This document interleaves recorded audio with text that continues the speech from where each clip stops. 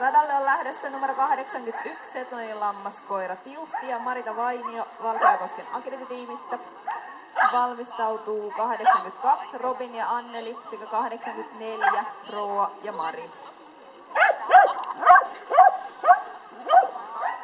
Ja jos Ursula Korhonen on vielä paikalla, eli mikkikoiran omistaja Ursula Korhonen, niin kilpailukirjan voi hakea, täältä se on valmiina.